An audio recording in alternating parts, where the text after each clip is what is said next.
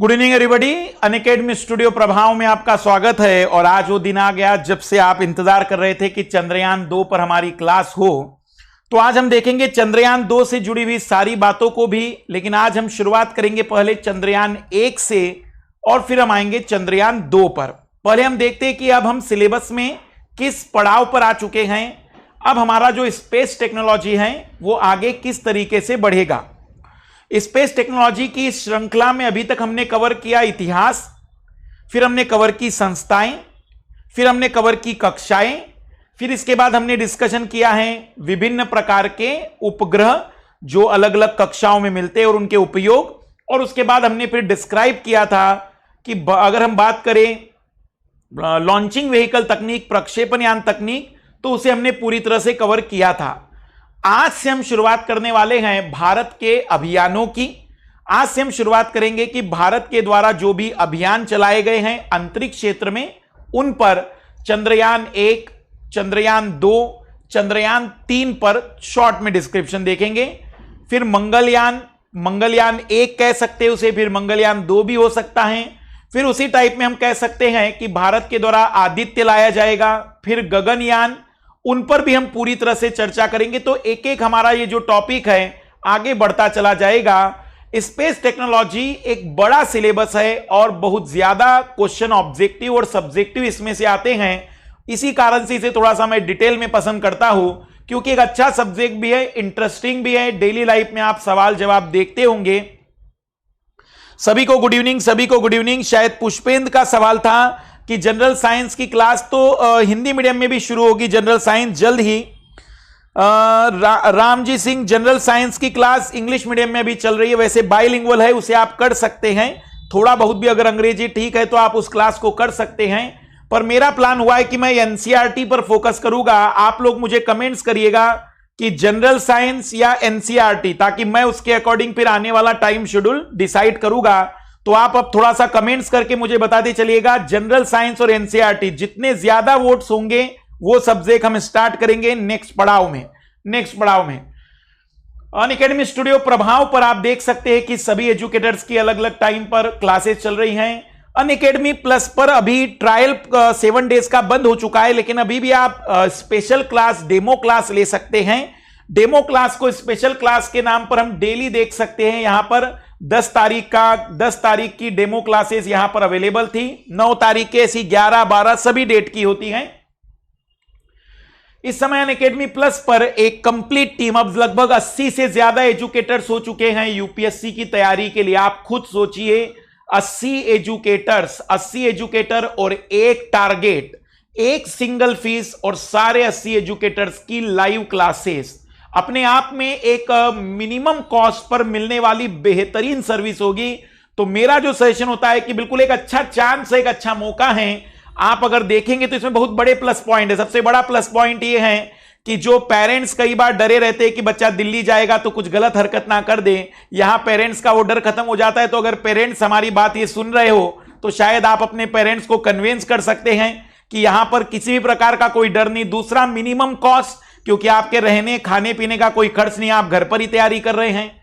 तीसरा, multi educators, और वो भी दिल्ली से लेकर सारे टॉप एजुकेटर्स हैं जिन्हें आप आसानी से, शायद अगर एक एक एजुकेटर्स की क्लास भी करते शायद तो 1.5-2 लाख रुपए की तो केवल क्लासेस ही होती, जबकि एक सिंगल प्लेटफॉर्म में सारे एजुकेटर्स की क्लासेस हैं। एक अच्छी अपॉर्चुनिटी है। हमारा जो नया कोर्स आने वाला है 13 तारीख से हम स्टार्ट करने जा रहे हैं। परसों से ही हमारा नया कोर्स स्टार्ट हो रहा है और 13 तारीख से हमारा जो कोर्स होगा इकोलॉजी और इन्वायरमेंट का, बहुत इंपॉर्टेंट मैं इसे मानता हूं। क्यों? क्योंकि बहुत छोटा सिलेबस, लेकिन नंबर ऑफ क्वेश्चन ये बहुत ज्यादा कवर करता है। इसी कारण से हम कहेंगे कि एक अच्छा पॉइंट है, यहां से शुरुआत आप कर सकते हैं। जिन लोगों का जनरल साइंस छूट गया है वो कर सकते हैं क्लासेस को। साइंस टेक में फिर से लेने वाला हूं प्लस पर अप्रैल या मार्च के महीने में। अगर आप 1 ईयर का सब्सक्रिप्शन लेते हैं तो वो 35,000 का है, लेकिन अगर आप MK लाइव यूज कर लेते हैं तो ये 31,500 में मिलेगा। 2 साल का सब्सक्रिप्शन 56,000 का है। MK लाइव आप यूज करिए, 50,400 में ही 2 साल का सब्सक्रिप्शन मिल जाएगा। अगर हम सिंपल सी बात कहें तो सब्सक्राइब कैसे करेंगे? टारगेट आप यूपीएससी सिविल सर्विस को लेकर सब्सक्रिप्शन पर आ जाइए। सब्सक्रिप्शन के बाद 1 ईयर के सब्सक्रिप्शन को सेलेक्ट कर लीजिए, MK लाइव यहां लिख दीजिए, आपको यह 10% डिस्काउंट के साथ 31,500 में अवेलेबल होगा। तो अब हमारा सिलेबस क्या है? अब हम बात कर रहे हैं भारत के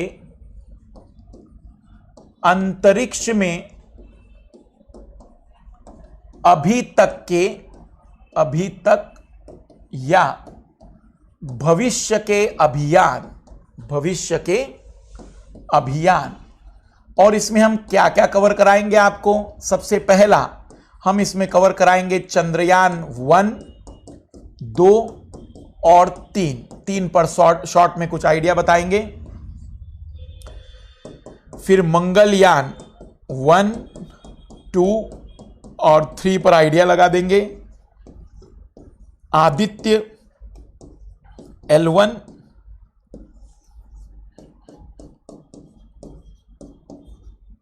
गगनयान और इसके अलावा भी कुछ अन्य बातें होगी तो उसे हम देख लेंगे। फिर जो स्पेस स्टेशन बनाने वाला है वो भी स्पेस स्टेशन के बारे में भी चर्चा करेंगे। तो हमें इसमें 5 चीजों पर फोकस करना है। बड़ा सिलेबस है और कई बार इसके ऑब्जेक्टिव और सब्जेक्टिव सवाल हमें मिलते हैं। तो आइए शुरुआत करते हैं आज के क्लासेस की।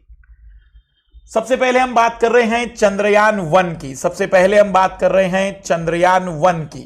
चंद्रयान 1 अक्टूबर 2008। इस अभियान का जो लक्ष्य था थोड़ा सा शॉर्ट में समझते हैं। पहले देखो, पहला हमारा जो लक्ष्य है कि हम चंद्रमा की कक्षा में उपग्रह को प्रक्षेपित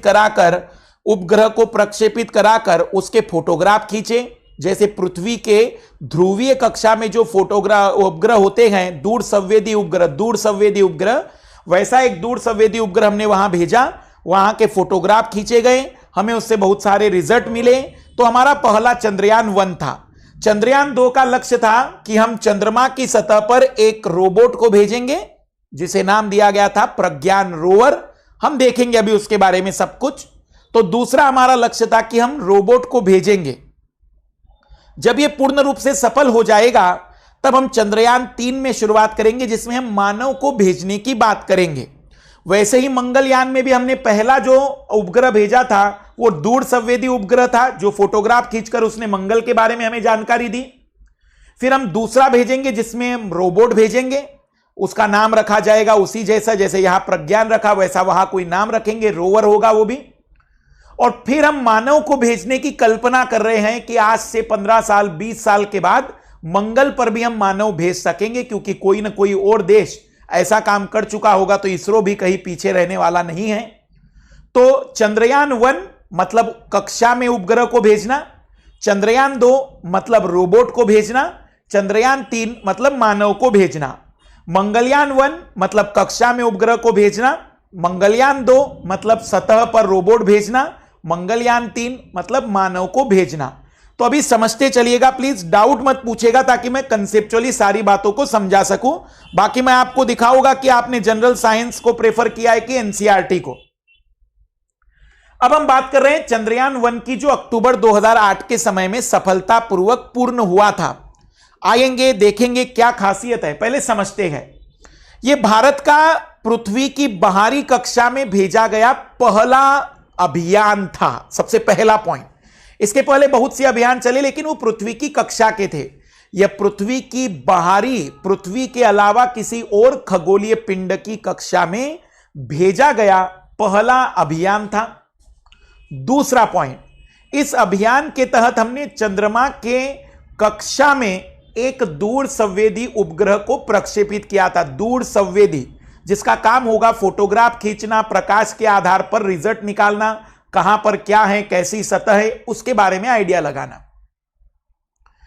तीसरा, इस अभियान की सबसे बड़ी सफलता थी कि आज तक नासा, या हम कह देंगे कि रूस का जो उसका अंतरिक्ष सेंटर है, यूरोप का जो अंतरिक्ष सेंटर है, या चीन का जो अंतरिक्ष सेंटर जो नहीं खोज पाए अभी तक, वो हमारे चंद्रयान 1 ने खोज के दिया था पानी। चंद्रमा की सतह पर पानी की उपस्थिति के प्रमाण दक्षिणी ध्रुव पर, ये हमारे भारत के इसरो की महान खोज थी इस सदी की, जिन्होंने सारे लोगों के भ्रम तोड़ दिए कि चंद्रमा पर पानी नहीं है। इन्होंने प्रूफ करके दिखाया कि चंद्रमा पर पानी ठोस अवस्था में अंदर बैठा हुआ है, मात्रा में। अब कितनी मात्रा में, वो हमारा अगला लक्ष्य था। तो 3 बड़ी बातें। भारत का पहला अभियान जो पृथ्वी के अलावा किसी अन्य खगोलीय पिंड पर था। दूसरा, यहां दूर संवेदी उपग्रह को भेजा गया था। तीसरा, इसकी सबसे बड़ी उपलब्धि, इसके द्वारा चंद्रमा के अंदर, चंद्रमा की सतह के भीतर पानी की उपस्थिति के प्रमाणों को प्रूफ करना। आइए देखते हैं, थोड़ा लिख कर समझते हैं कि कैसे लिखना चाहिए था। कैसे लिखना चाहिए था तो अगर हम लिखना चाहेंगे तो चंद्रयान 1 यह भारत का पृथ्वी के बाहरी कक्षा में भेजा गया अंतरिक्ष अभियान है, जिसमें प्रक्षेपण यान के रूप में PSLV का यूज किया गया था। PSLV C11 का उपयोग हुआ था। इस उपग्रह में भारत के 5 उपकरण और नासा के 6 उपकरण लगाए थे। नासा ने भी इसमें उपकरण लगाए थे, जिसमें से मून इंपैक्ट प्रोब, ये जो भारतीय उपकरण था, मून इंपैक्ट प्रोब नामक उपकरण ने चंद्रमा की सतह पर भारत का तिरंगा स्थापित किया था। तो एक युक्ति है जो उपग्रह से अलग हुई और चंद्रमा की सतह पर भारतीय जो तिरंगा है, भारतीय जो झंडा है, उसको उस सतह पर स्टैब्लिश कर दिया, मतलब भारत की उपस्थिति वहां पर दर्ज करा दी। तो हम ये कह सकते हैं, मून इंपैक्ट प्रोब कुछ गंदे एग्जामिनर को समर्पित करते हुए याद कर लेना, 11 उपकरणों के साथ इसे भेजा गया था। इस अभियान की सर्वाधिक सफलता इस बात से रही कि इसने चंद्रमा की सतह पर पानी के ठोस अवस्था में उपस्थित होने के साक्ष्य प्रस्तुत किए। साथ ही चंद्रमा पर हीलियम गैस की अत्यधिक मात्रा इस उपग्रह ने खोजी, जो भविष्य में ईंधन के रूप में उपयोग की जा सकती है। तो चंद्रयान 1 का अगर संक्षिप्त वर्णन करना हो तो ये 2 पृष्ठों में मैंने जो वर्णन किया है, ये वर्णन आपके लिए बहुत सफिशिएंट होगा कि चंद्रमा, इस अभियान की सर्वाधिक सफलता इस बात से रही कि इसने चंद्रमा की सतह पर पानी के ठोस अवस्था में उपस्थिति होने के साक्ष्य प्रस्तुत किए। साथ ही चंद्रमा पर हीलियम गैस की अत्यधिक मात्रा इस उपग्रह ने खोजी, जो भविष्य में ईंधन के रूप में उपयोग की जा सकती थी। हमारे वैज्ञानिकों ने यह आइडिया लगा दिया था कि चंद्रयान 1 में हमने PSLV यूज किया है, 2 में हम GSLV यूज कर चुके हैं और 3 में हम RSLV यूज करेंगे या RLV यूज करेंगे। तो चंद्रयान 1 पूर्ण रूप से सफलतापूर्वक समाप्त हुआ। वैसे इसका भी कनेक्शन ब्रेक हो गया था। मून इंपैक्ट प्रोब ने जैसे ही अपनी स्टैब्लिश कर दिया तो इसका कनेक्शन खत्म हो गया था, इसका कनेक्शन टूट गया था। लेकिन इसने जो काम करना था वो महान कार्य पूरा करके आ चुका था। तो इसने अपने समय से पहले जरूर बंद हुआ, लेकिन इसने अपना लक्ष्य पूरा कर लिया था। यह था चंद्रयान 1। अब चंद्रयान 2 पर हम चर्चा कर रहे हैं। ये जो डाटा अब मैंने चंद्रयान 2 का जुटाया है, ये मैंने एज इट इज इसरो से कॉपी पेस्ट किया है, क्योंकि कई बार अखबारों में ऐसी जानकारियां मिलती है कि ऐसा लगता है कि बहुत अद्भुत सी घटना होने वाली है, सत्य कहीं रह जाता है और आडंबर दिखने लग जाता है। हमें सत्य पर ध्यान देना है और इसी कारण से मैंने वो सारा डाटा इसरो से लिया है। क्योंकि मुझे याद आता है कि जब एक घटना होने वाली थी, जो लार्ज हेड्रॉन कोलाइडर आप लोगों ने कभी सुना होगा, यूरोप में हम परीक्षण करने जा रहे थे, तो कुछ गंदे न्यूज़पेपर वालों ने महाविस्फोट नाम डालकर कुछ अलग ही वर्णन कर दिया था, जबकि वो प्रश्न या वो जो घटना थी बहुत ही सरल और सामान्य सी थी। इसी कारण से आज का जो पूर्ण डाटा है मैंने हिंदी में ट्रांसलेट कर दिया है और कंप्लीट डाटा मैंने उसी वेबसाइट से एज इट इज लिया है, बिना मेरे किसी भी प्रकार के शब्दावली का उपयोग करके।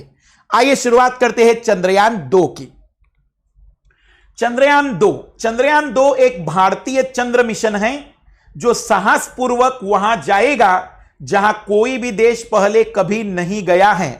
चंद्रमा का दक्षिणी ध्रुवीय क्षेत्र कहां गया है?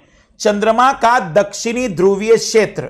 चंद्रमा का दक्षिणी ध्रुवीय क्षेत्र, इस सवाल का जवाब भी दूंगा कि क्यों दक्षिणी क्षेत्र ही, उस सवाल का जवाब भी देंगे। इस प्रयास के माध्यम से चंद्रमा की हमारी समझ को बेहतर बनाने का उद्देश्य है। आखिर इसका उद्देश्य क्या है? तो चंद्रमा की हमारी समझ को बेहतर बनाने का उद्देश्य है ऐसी खोजें जो संपूर्ण रूप से भारत और मानवता को लाभान्वित करेगी। तो 3 पॉइंट के रूप में बात समझ में आ गई है। चंद्रयान 2 भारत का चंद्र मिशन, और वहां पर इसे भेजा जा रहा है जहां कोई भी देश पहले कभी नहीं गया, चंद्रमा का दक्षिणी ध्रुवीय क्षेत्र, और इसके माध्यम से हम चंद्रमा की हमारी समझ को और बेहतर करना चाह रहे हैं, और ऐसी खोजें जो संपूर्ण रूप से भारत और मानवता को लाभान्वित करेगी। ये चंद्रयान 2 के बारे में प्रारंभिक वर्णन कर सकते हैं। इस अंतर्दृष्टि और अनुभवों का उद्देश्य प्रतिमान बदलाव में है कि किस तरह चंद्र अभियानों को आने वाले वर्षों के लिए पूर्ण किया जा सकता है, और सबसे दूर की सीमाओं में आगे की यात्राओं का प्रचार। इसका मतलब कि भविष्य में फिर हम मंगल पर भी जाना चाह रहे हैं, तो कहीं ना कहीं हमें चंद्रयान जब सफल होगा, चंद्रयान 2 जब पूर्ण होगा, तब तो हम इसके दूर वाले खगोलीय पिंड तक भी कल्पना कर पाएंगे। तो एक पहला पड़ाव था, एक प्रारंभ था, ताकि हम इसके द्वारा हमारे सबसे निकटतम खगोलीय पिंड को बेहतर समझ पाएंगे, और हमारे अंतरिक्ष कार्यक्रमों के लिए जो हमें एक प्रयोगात्मक पृष्ठभूमि मिलती है चंद्रमा के नजदीक होने के कारण, यहां सफल होने का मतलब फिर हमारी राहें खुल जाती हैं, और हम फिर मंगल के लिए या किसी और स्थान के लिए अपने प्रयोगों को आगे बढ़ा सकते थे। तो चंद्रयान 2 का यह उद्देश्य था, चंद्रमा की बेहतर समझ विकसित करना, चंद्रमा के प्रति बेहतर समझ विकसित करना। दूसरा बड़ा उद्देश्य था कि हम अपने आने वाले कार्यक्रमों को भी इसके आधार पर फिर विकसित और आगे बढ़ाने का काम करेंगे। और तीसरा, हम दक्षिणी ध्रुव पर पहुंचेंगे जहां पर अभी तक कोई देश नहीं पहुंच पाया था। आगे बढ़ते हैं। हम चंद्रमा पर क्यों जा रहे हैं, इसका जवाब दिया है इसरो ने। सवाल कई लोगों ने पूछा होगा, कई लोगों ने कहा होगा कि भाई ये पैसा बर्बाद क्यों कर रहे हैं, या कई विदेशी सरकारों का यह कहना है कि भारत ने अभी अपना जो ध्यान है वो पूर्ण रूप से विकास के कार्यक्रमों में रखना चाहिए, न कि चंद्रयान जैसे मिशनों पर। तो कई लोगों ने ऐसा कहा होगा, तो हमारे इसरो ने इसका जवाब दिया है कि हम चंद्रमा पर क्यों जाना चाहते हैं। उसके बहुत से कारणों में बहुत अच्छा रीजन दिया इसरो ने। चंद्रमा निकटतम ब्रह्मांडीय निकाय है, पिंड है, जिस पर अंतरिक्ष खोज का प्रयास और प्रलेखित किया जा सकता है। इसका मतलब इस प्रयास को और भी बेहतर किया जा सकता है। यह गहरे अंतरिक्ष मिशनों के लिए आवश्यक प्रौद्योगिकी का प्रदर्शन करने के लिए आशाजनक परीक्षण है। एक्चुअली ब्रह्मांड बहुत बड़ा है, और इस ब्रह्मांड में अगर हमें कोई काम करना है तो कोई ना कोई तो ऐसे स्थान हो जहां पर हम प्रयोग कर सके। तो चंद्रमा एक तरीके से हमें प्रयोग के लिए स्थान देता है। जब हम इसमें सफलतापूर्वक कार्य पूरा कर लेंगे, तो इस प्रयोग के बाद हम किसी भी और खगोलीय पिंड में अपने आप को उपस्थित करने का कार्य भी प्रारंभ कर सकते हैं। तो एक तरीके से यह एक प्रायोगिक हमें मदद करता है, एक ऐसा स्थान देता है अंतरिक्ष में जहां पर हम प्रयोगों के रूप में ही अंतरिक्ष कार्यक्रमों को चला सकते हैं। चंद्रयान 2 जो है खोज के एक नए युग को बढ़ावा देने, अंतरिक्ष की हमारी समझ को बढ़ाने, प्रौद्योगिकी की प्रगति को प्रोत्साहित करने, वैश्विक गठजोड़ को बढ़ावा देने, और खोजकर्ताओं और वैज्ञानिकों की एक भावी पीढ़ी को प्रेरित करने का प्रयास करता है। क्या क्या उद्देश्य हैं इसरो के अनुसार? अंतरिक्ष की हमारी समझ को बढ़ावा देना, मतलब स्पेस के बारे में हमारी जो अंडरस्टैंडिंग है उसको इंक्रीज करना। दूसरा, टेक्नोलॉजी की प्रगति को प्रोत्साहित करना, यह प्रूव करना कि अब हमारी टेक्नोलॉजी बहुत आगे बढ़ चुकी है। तीसरा, वैश्विक गठजोड़, हम ही नहीं पूरा विश्व इंतजार कर रहा था कि आखिर चंद्रमा की सतह पर जब उतरेगा ये भारतीय अभियान, तब हमें नई नई बातें शायद पता चलेगी। तो नासा से लेकर, यूरोप से लेकर, रूस से लेकर सभी आशान्वित थे कि अब हमें कुछ नए परिणाम मिलेंगे, क्योंकि चंद्रयान 1 की हमारी सफलता ने पूरे वैश्विक स्तर पर एक उम्मीदें जगा दी थी। तो तीसरा जो था वैश्विक गठजोड़ को बढ़ावा देना, और खोजकर्ता और वैज्ञानिकों को एक भावी पीढ़ी को प्रेरित करने का प्रयास करना। अब इससे हमारे आने वाली जनरेशन को महसूस हो रहा होगा कि अब हम भी इस क्षेत्र में काम कर सकते हैं, तो शायद इससे हमें और भी बेहतर वैज्ञानिक भविष्य में मिल सकेंगे, क्योंकि ये बहुत बड़े मोटिवेशन होते हैं। ऐसे कदमों का उठना कहीं ना कहीं एक ऐसा मोटिवेशन प्रेरित करता है जिससे भविष्य में हमें और भी बेहतर परिणाम मिल सकते हैं। फिर सवाल है कि चंद्रयान 2 के वैज्ञानिक उद्देश्य क्या हैं, और चंद्र के दक्षिणी ध्रुव पर ही हम क्यों जा रहे हैं। अगर मान लो प्रश्न बन जाए कि चंद्रयान 2 के वैज्ञानिक लक्ष्य क्या हैं और हम दक्षिणी ध्रुव पर क्यों जा रहे हैं, उसके जवाब मैं आपके सामने रख रहा हूं। लेकिन एक बार मैं आप लोगों के डाउट देख लेता हूं,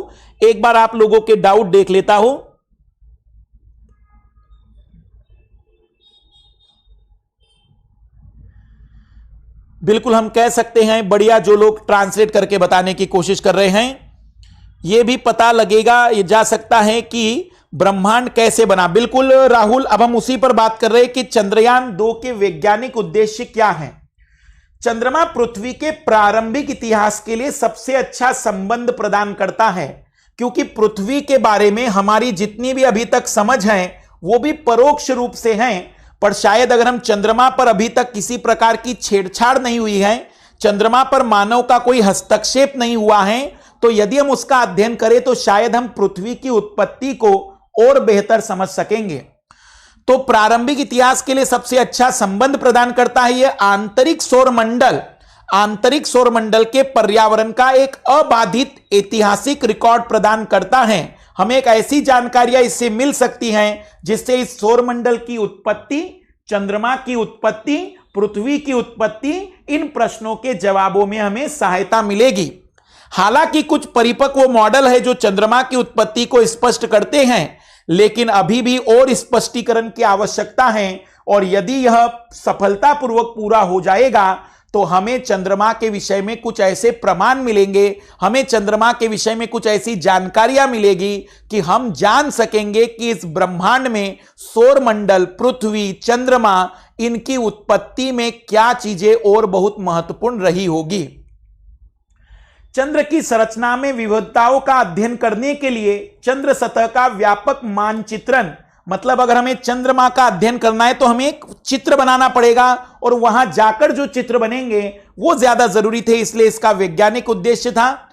चंद्रमा की उत्पत्ति और विकास का पता लगाने के लिए आवश्यक है चंद्रयान 1 द्वारा खोजे गए पानी के अणुओं के साक्ष्य हमें और प्रूव करने थे। चंद्रमा पर पानी की उत्पत्ति को संबोधित करने के लिए सतह के नीचे पानी के अणु के वितरण की सीमा पर आगे के अध्ययन की आवश्यकता है। चंद्रयान 1 ने पानी खोजा था, पर कितनी मात्रा में है, कितने क्षेत्र में है, यह बना कैसे होगा, किन कारणों से पानी चंद्रमा पर आया होगा, इन सवालों के जवाब हमें जब मिल जाते तो शायद हम इस पृथ्वी की उत्पत्ति को भी बेहतर तरीके से समझ सकते थे। अब बड़ा सवाल है कि हम दक्षिणी ध्रुव पर ही क्यों जाना चाह रहे हैं। उसका जवाब हमारे इसरो ने दिया है। चंद्र का दक्षिणी ध्रुव विशेष रूप से दिलचस्प है। क्यों है? क्योंकि यह क्षेत्र छाया में रहता है, यहां पर सूर्य प्रकाश बहुत कम आता है, उत्तरी ध्रुव की तुलना में बहुत बड़ा है। इसका जो दक्षिणी ध्रुव है उत्तरी ध्रुव की तुलना में इसका बड़ा आकार है। इसके चारों ओर स्थायी रूप से छाया वाले क्षेत्रों में पानी की उपस्थिति की संभावना है। इनका मानना था कि यहीं पर पानी के सबसे ज्यादा प्रमाण हो सकते हैं और यहीं पर पानी की सर्वाधिक उपस्थिति मिल सकती है। इसके अलावा दक्षिणी ध्रुव क्षेत्र में क्रेटर है। यह जो विशेष संरचना है क्रेटर, मतलब एक गड्ढेनुमा संरचना, जैसे ज्वालामुखी में आपने शब्द सुना होगा क्रेटर, यहां पर बहुत सारे क्रेटर हैं जो प्रारंभिक सौर मंडल का जीवाश्म रिकॉर्ड हैं। यहीं पर हमें सौर मंडल से जुड़े हुए कई सवालों के जवाब मिलते हैं। तो किन कारणों से दक्षिणी ध्रुव को चुना गया? सबसे पहला, यहां पानी की उपस्थिति की सर्वाधिक संभावना थी। दूसरा, यहां पर सौर मंडल के विषय में जानकारी जुटाई जा सकती थी क्योंकि यहां पर बने हुए हैं बड़ी संख्या में क्रेटर। तीसरा, यहां पर हम कह सकते हैं कि नरम भूमि थी और सॉफ्ट लैंडिंग के लिए ऐसी भूमि का होना जरूरी है जहां पर भूमि कठोर ना हो, क्योंकि कठोर भूमि पर टकराकर हमारे जो उपकरण हैं वो क्षतिग्रस्त हो सकते थे। तो नरम भूमि थी, इसलिए इस क्षेत्र का चुनाव हमारे इसरो के वैज्ञानिकों ने किया। 3 कारण, पानी की संभावना, क्रेटर की उपस्थिति और नरम भूमि का होना जो सॉफ्ट लैंडिंग के लिए जरूरी है।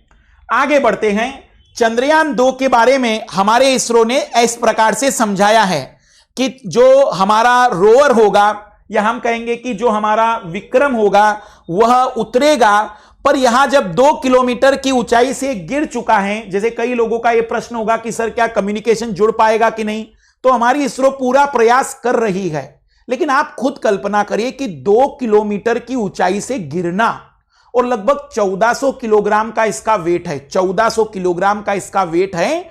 तो 1400 किलोग्राम की वस्तु जब नीचे गिरी होगी तो आप सोच सकते 2 किलोमीटर कोई कम ऊंचाई थोड़ी होती है। लगता होगा 2 किलोमीटर ही तो है, पर वो 2 किलोमीटर आप ये सोच रहे पृथ्वी और इसके बीच में, आप ये सोचिए ना पृथ्वी पर 2 किलोमीटर से कोई गिरा होगा तो क्या क्या टूट गया होगा, क्या संचार वाले वो सारे के सारे इंस्ट्रूमेंट सुरक्षित रहे होंगे, ये भी तो एक बड़ा प्रश्न है। आप ये भी तो सोचिए कि हमारे पृथ्वी पर कोई सामान अगर गिर जाए 10वीं मंजिल से तो क्या होता है। 2 किलोमीटर की ऊंचाई से संपर्क टूटा था, तो अपने आप में कठिन कार्य है, लेकिन हमारा इसरो पूरी लगन से पूरी मेहनत से लगा हुआ है। आइए, इसरो ने 4 बातें यहां पर इंपॉर्टेंट रूप में नोट करवाई है। पहला, first space mission to conduct a soft landing on moon south polar region. यह विश्व का पहला अंतरिक्ष अभियान है जो दक्षिणी ध्रुव, चंद्र के दक्षिणी ध्रुव पर सॉफ्ट लैंडिंग करता। दूसरा, first Indian expedition to attempt a soft landing on the lunar surface with home grown technology. Bharat का पहला अभियान जो अपनी घरेलू तकनीक का उपयोग करके सॉफ्ट लैंडिंग करता। तीसरा, भारत का पहला इंडियन मिशन जो explore the lunar terrain with home grown technology. Bharat का पहला मिशन जो चंद्रमा की सतह को फिर हमारे सामने लाता, हमारे भारतीय प्रौद्योगिकी के द्वारा, और भारत चौथी कंट्री हो जाता जो चंद्रमा की सतह पर पहुंचता, सॉफ्ट लैंड करता, भारत चौथी कंट्री बन जाता। ये जो विक्रम है इसी के अंदर हमारा जो रोबोट है वो बैठा हुआ है। तो जब इसके साथ कम्युनिकेशन हो जाएगा तब हम रोबोट खोल पाएंगे, और जब रोबोट खुलेगा तब जाकर हम अध्ययन कर पाएंगे। तो ज्यादा जरूरी है कि पहले इसके साथ कांटेक्ट हो जाए, और जब इसके साथ कांटेक्ट होगा तब हम उस रोवर को बाहर निकालेंगे, और वो रोवर जिसका नाम रखा गया है प्रज्ञान, वो मूव कर पाएगा। तो जब तक इसके साथ कांटेक्ट नहीं होगा तब तक आगे कुछ भी हम नहीं कर सकते हैं। आइए अब आगे की कहानी को समझते हैं। 3 चीजें हैं, पहले तो समझ लेना, कई लोगों को केवल 2 ही चीजें लग रही होगी। चंद्रयान 2 में 3 चीजें हैं। एक है सैटेलाइट, एक सैटेलाइट भी है, एक उपग्रह भी है जिसका नाम ऑर्बिटल रखा गया है। एक ऑर्बिटल है। ऑर्बिटल देखना, आप इस बात को समझिएगा, हम पृथ्वी, ये पृथ्वी है, ये चंद्रमा है। चंद्रमा पर हमारा जो, मान लेते, कल्पना करो कि हमारा जो रोबोट है वो घूम रहा है, तो उसके द्वारा कम्युनिकेशन किया जाएगा। मतलब प्रज्ञान जो कम्युनिकेशन करेगा वो करेगा रोवर विक्रम को, प्रज्ञान रोवर कम्युनिकेशन करेगा विक्रम को, और विक्रम कम्युनिकेशन करेगा वहां के ऑर्बिटल को, और वो ऑर्बिटल से हम कम्युनिकेशन पृथ्वी पर, जो हमारे बेंगलुरु के पास सेंटर है भारत का, वहां पर उसके सारे सिग्नल को रिसीव करेंगे। तो ये जो हमारा चंद्रयान 2 है उसमें 3 चीजें हैं। पहला क्या है?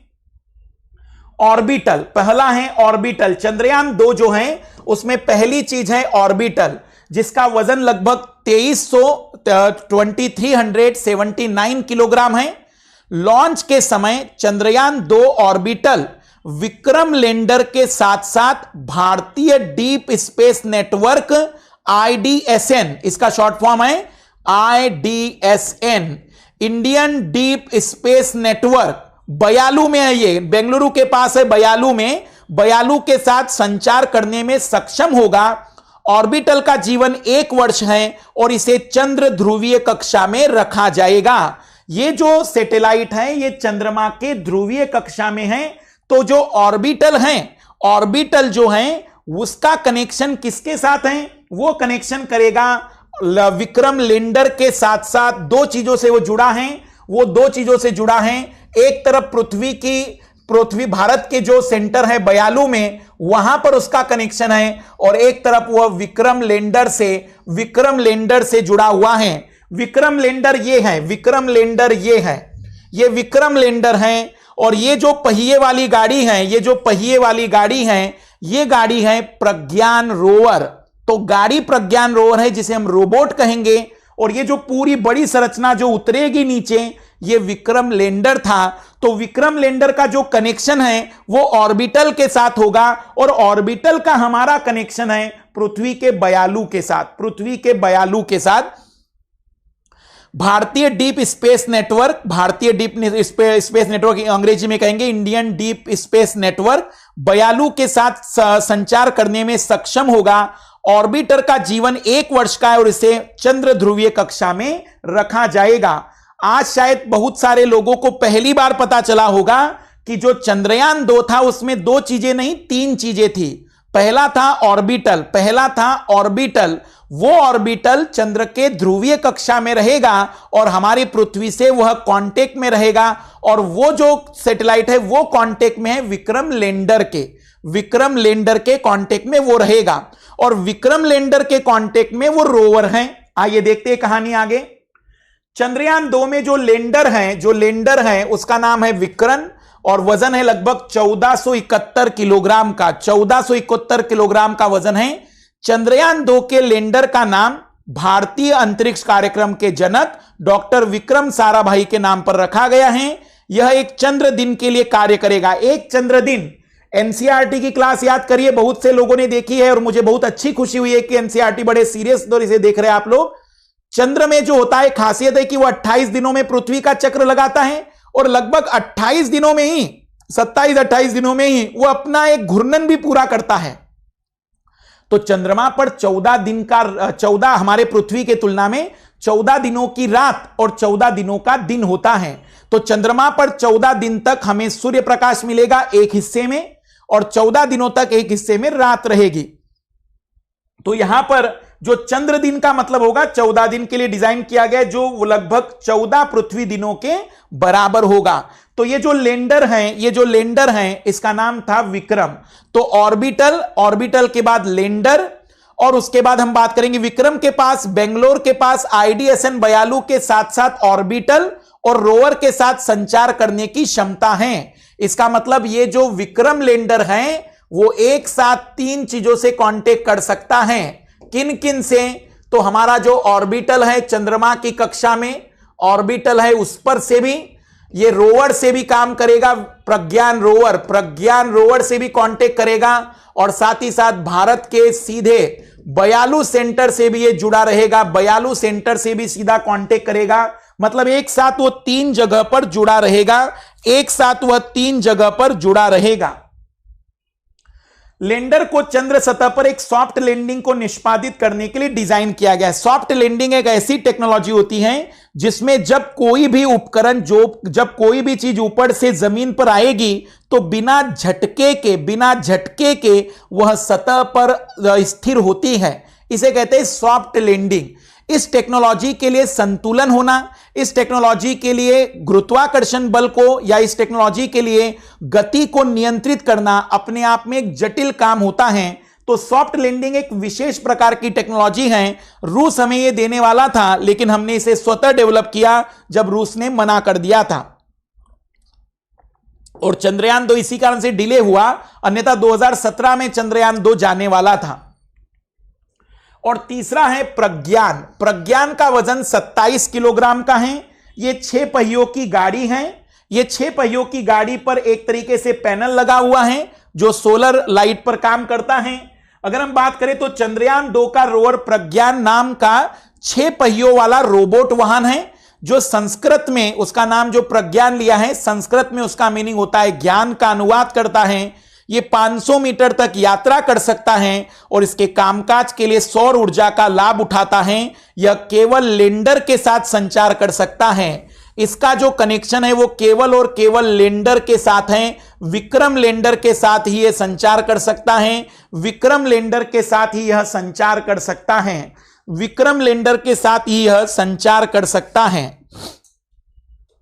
अब जैसे खबरें आ रही है कि 14 दिनों का समय है इसरो के पास, जिसमें 3 दिन निकल चुके हैं। ऐसा इसलिए कह रहे हैं क्योंकि वो सभी के सभी में अधिकतर जो हमारे अब जितने भी उपकरण हैं, बहुत सारे उपकरण सोलर सिस्टम या सोलर ऊर्जा पर काम करने वाले हैं। या मैं कहूं मैक्सिमम सौर ऊर्जा पर काम करने वाले हैं, तो जब सूर्य प्रकाश वहां से चला जाएगा तो वो काम ही नहीं कर पाएंगे, और जब वो काम नहीं कर पाएंगे तो कम्युनिकेशन करना और कठिन या नहीं के बराबर हो पाएगा, फिर और इंतजार करना पड़ेगा, फिर 14 दिनों के बाद कम्युनिकेशन हो सकता है। पर संभावना को आप समझ सकते हैं कि 2 किलोमीटर की ऊंचाई से इतनी भारी चीज का गिरना कोई आसान तो नहीं होगा।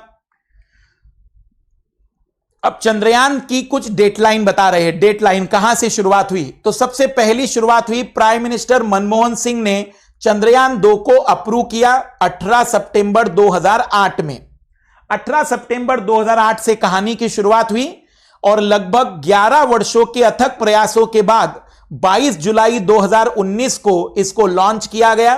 तो इसकी शुरुआत हुई है सितंबर 2008 से चंद्रयान 2 की।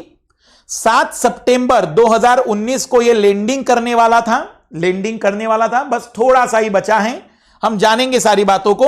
और फिर साइंटिफिक एक्सपेरिमेंट शुरू होने वाला था 14 दिनों का, और फिर लगातार यहां 1 साल तक यह काम करते रहता। तो अगर आप इसको समझ पा रहे हो तो 2008 की कहानी है, 2019 को शुरू हुई, 7 सितंबर को यह कहानी अपने अंतिम लक्ष्य की ओर आगे बढ़ती, फिर साइंटिफिक एक्सपेरिमेंट शुरू होते चंद्रमा पर 14 दिनों के, फिर 1 साल तक ऐसे एक्सपेरिमेंट 14-14 दिनों के चलते रहते और हमें 1 साल तक इससे बहुत सारे परिणाम प्राप्त हो सकते थे। आगे बढ़ने से पहले डाउट ले लेते हैं, बहुत टाइम से डाउट नहीं लिए हैं। आगे बढ़ने से पहले डाउट ले लेते हैं और प्लीज लाइक शेयर जरूर करते चलिए। विक्रम लैंडर को बिना सब कुछ जान पाना अब पॉसिबल नहीं हो पाएगा। देखो सोनू, मेन है कम्युनिकेशन। अगर कम्युनिकेशन जुड़ गया तो हम उसको पूरा कंट्रोल करना जानते हैं, तो जैसे ही कम्युनिकेशन जुड़ जाएगा सारी समस्या अपने आप दूर हो जाएगी। सबसे ज्यादा जरूरी है कम्युनिकेशन का होना, सबसे ज्यादा जरूरी है कम्युनिकेशन का होना। तो शायद आज आप हमारी बातों को समझ पा रहे होंगे। मैंने हर सवाल का जवाब देने की इसमें कोशिश की है। चंद्रयान 2 का वैज्ञानिक उपयोग क्या है, चंद्र पर हम क्यों जाना चाह रहे हैं, फिर आखिर हम दक्षिणी ध्रुव पर क्यों जाना चाह रहे हैं, और इसमें 3 उपकरण थे, ऑर्बिटल, लैंडिंग, विक्रम लैंडिंग, और तीसरा प्रज्ञान रोवर। 3 चीजें थी इसमें, 2 नहीं 3 चीजें थी, और तीनों में जो कनेक्शन था, इसमें जो प्रज्ञान रोवर है वो केवल और केवल विक्रम लैंडिंग से ही कम्युनिकेट कर सकता था, जबकि जो विक्रम लैंडिंग है वो पृथ्वी के साथ भी कनेक्ट है, ऑर्बिटल के साथ भी कनेक्ट है, रोवर के साथ भी कनेक्ट रहेगा।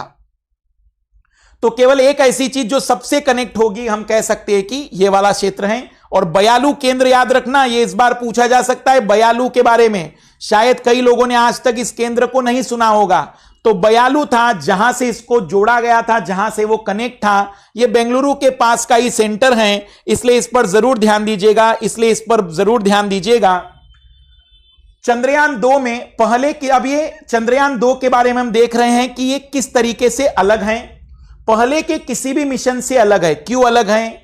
लगभग 1 दशक के वैज्ञानिक अनुसंधान और इंजीनियरिंग विकास का लाभ उठाते हुए भारत का दूसरा चंद्र अभियान चंद्रमा के दक्षिण पूर्वी क्षेत्र के एक पूरी तरह से अस्पष्टीकृत खंड पर प्रकाश डालेगा। देखना, अभी तक हमने जितने भी कार्यक्रम चलाए हैं सभी में हमने उपग्रहों को प्रक्षेपित किया है। सभी में हमने उपग्रहों को प्रक्षेपित किया है किसी कक्षा में। यह भारत का पहला कार्यक्रम था जब हम किसी कक्षा में उपग्रहों को प्रक्षेपित करने के बजाय किसी रोबोट को सतह पर उतारने जा रहे थे। यह पहला कार्यक्रम है जहां हम सॉफ्ट लैंडिंग तकनीक के ग्रही अब जो विकास है, या जो हम घरेलू विकसित की तकनीक है उसको उपयोग करने जा रहे थे। यह वो पहला कार्यक्रम है जब हम किसी सतह पर पृथ्वी के अलावा किसी अन्य खगोलीय पिंड के बारे में बहुत बारीकी से अध्ययन करने जा रहे थे। और यह 10 वर्षों की तैयारी थी। इतना दुख, इतनी तकलीफें इसलिए क्योंकि बहुत लंबी तैयारी थी। निश्चित ही हमने जो किया वो अपने आप में बहुत बड़ा अचीवमेंट है, लेकिन फिर भी इसकी मेहनत को देखते हुए लगता है कि कहीं ना कहीं थोड़ी तकलीफ तो रहेगी। लेकिन हम इतना काम कर चुके हैं कि अब काम बहुत ज्यादा नहीं बचा है। अगली निश्चित ही सफलता होगी, इस बात में कोई दो राय नहीं है, पर उम्मीद अभी भी कायम है पहले के साथ ही। यह मिशन हमें विस्तृत स्थलाकृतिक अध्ययन, इस मिशन से हम क्या क्या करते हैं तो चंद्रमा के स्थलाकृतिक अध्ययन, व्यापक खनिज विश्लेषण, उसमें कौन से खनिज हैं, चंद्र सतह पर अन्य प्रयोगों के एक मेजबान का आयोजन, चंद्रमा की उत्पत्ति और विकास की बेहतर समझ प्राप्त करना। हम चंद्रयान 1 द्वारा की गई खोजों का पता लगाएंगे, जैसे चंद्रमा पर पानी के अणुओं की उपस्थिति और अद्वितीय रासायनिक संरचना के साथ नई चट्टानों को खोजना कि वहां पर कौन कौन सी और नई चट्टानें हो सकती है। तो क्या क्या लक्ष्य था हमारा? स्थलाकृतिक अध्ययन लक्ष्य था। दूसरा, व्यापक खनिज विश्लेषण था। तीसरा लक्ष्य था चंद्रमा की उत्पत्ति और विकास को समझना।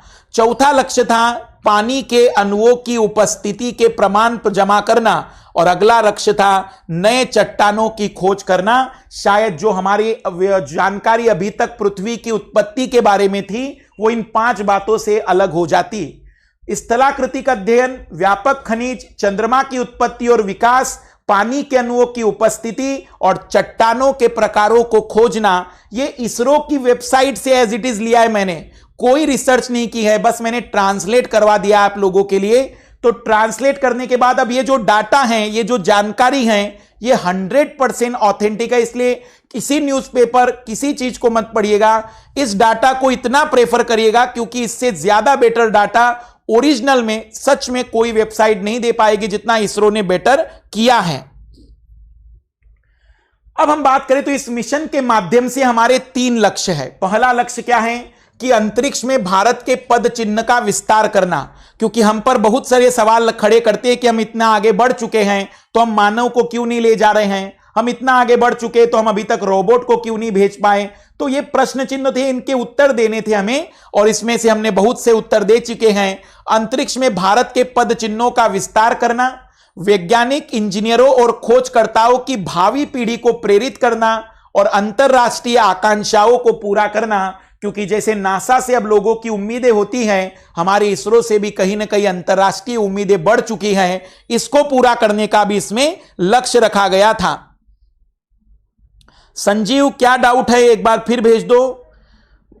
42 लेक्चर ही है इकोनॉमिक्स के, लेकिन अभी इस पर ध्यान दो, बहुत ही इंपॉर्टेंट है ये।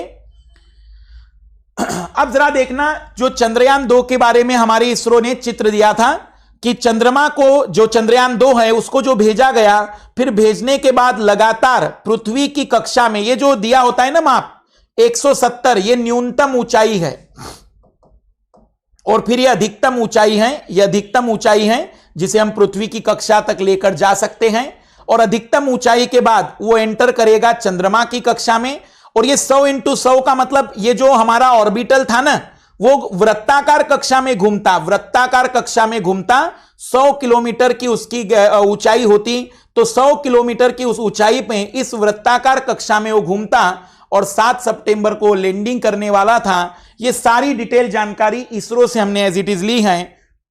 तो ये समझ लीजिएगा, इस तरीके से लूनर ट्रांसफर ट्रेजेक्टरी, इसे कहते हैं लूनर ट्रांसफर ट्रेजेक्टरी ऑर्बिट।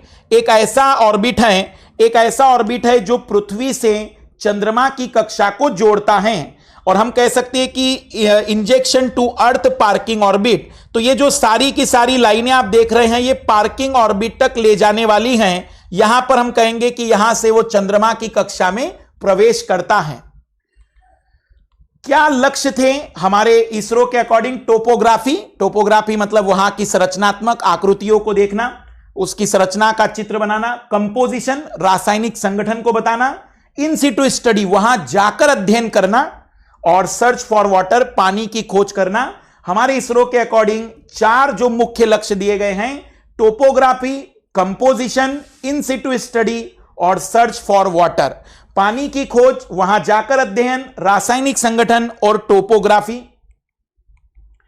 अब इसमें जो उपकरण उपयोग किए गए, एक बार उन उपकरणों का मैं वर्णन कर दूं कि उन उपकरणों का क्या काम था। इसे स्टार लगाना, जोड़ी बनाने का प्रश्न बन सकता है, जोड़ी बनाने का प्रश्न बन सकता है। यह भी मैंने कॉपी पेस्ट किया है इसरो से ही, चंद्रयान 2 में large area soft X ray spectrometer लगाया गया है। चंद्रयान 2 में large area soft X ray spectrometer है।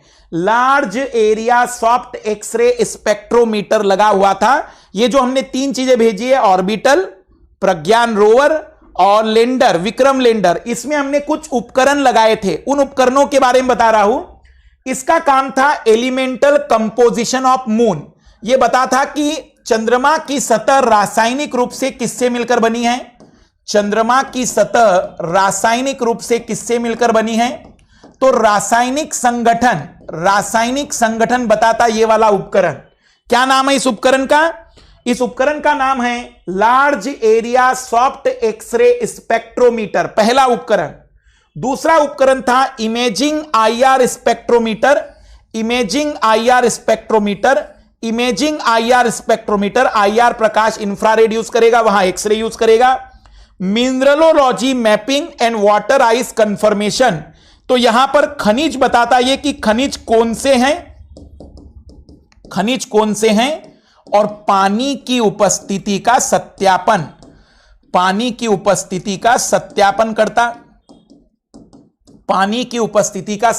करता। तो पहला था large area soft X ray spectrometer, जो चंद्रमा की सतह पर रासायनिक संगठन बताता। दूसरा है आईआर स्पेक्ट्रोमीटर, और आईआर स्पेक्ट्रोमीटर कौन से खनिज है, पानी की उपस्थिति का सत्यापन करता। तीसरा था synthetic aperture radar LS band, synthetic aperture radar L और S बैंड, याद करिए L और S बैंड हम पढ़ चुके हैं। पोलर रीजन मैपिंग एंड सब सरफेस वाटर आइस कंफर्मेशन, इसका मतलब ध्रुवीय क्षेत्र का चित्र प्रस्तुत करता, और सतह के भीतर पानी की उपस्थिति को प्रमाणित करता। तो ध्रुवीय क्षेत्र का चित्र बनाना था तो synthetic aperture radar LNS band का बनाया गया था, एक युक्ति थी।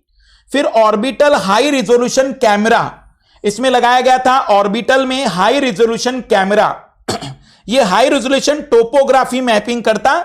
यह चंद्रमा के सतह का चित्र संरचना या सतह का चित्र प्रस्तुत करता।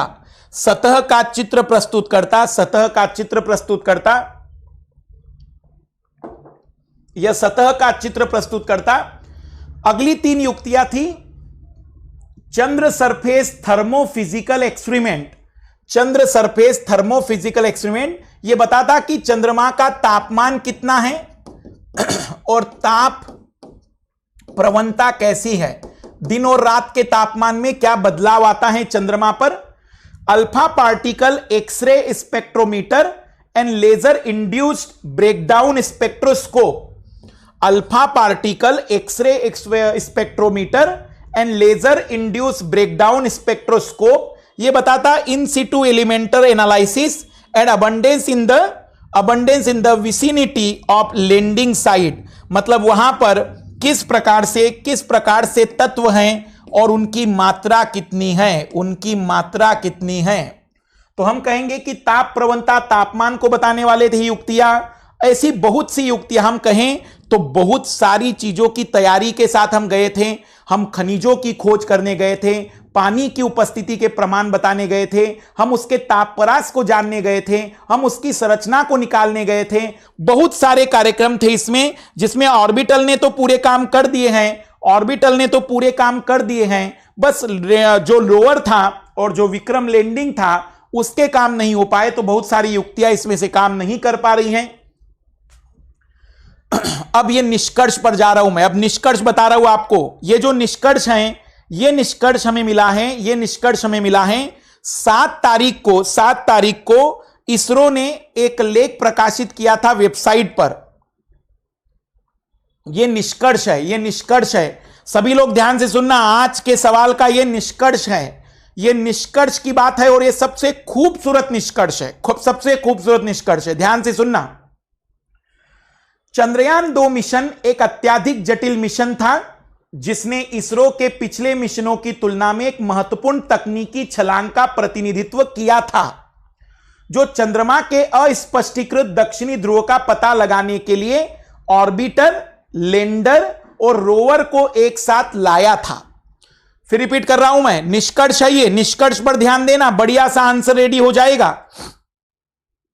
चंद्रयान 2 मिशन एक अत्यधिक जटिल मिशन था, जिसने इसरो के पिछले मिशनों की तुलना में एक महत्वपूर्ण तकनीकी छलांग का प्रतिनिधित्व किया था, जो चंद्रमा के अस्पष्टीकृत दक्षिणी ध्रुव का पता लगाने के लिए एक ऑर्बिटल, लैंडर और रोवर को साथ लाया था। 22 जुलाई 2019 को चंद्रयान 2 के प्रक्षेपण के बाद से न केवल भारत बल्कि पूरी दुनिया ने एक चरण से दूसरे चरण तक अपनी प्रगति को बड़ी उम्मीदों और उत्साह के साथ देखा।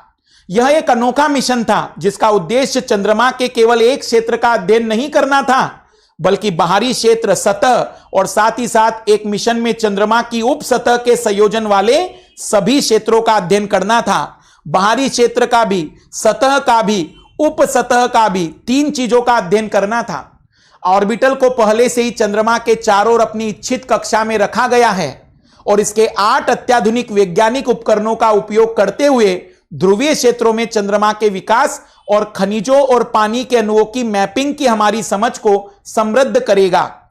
ऑर्बिटल कैमरा अब तक के किसी भी चंद्र मिशन में उच्चतम रिजोल्यूशन कैमरा, बहुत हाई रिजोल्यूशन की पावर थी और उच्च रिजोल्यूशन की छवियां प्रदान करेगा, जो वैश्विक वैज्ञानिक समुदाय के लिए बेहद उपयोगी होगा।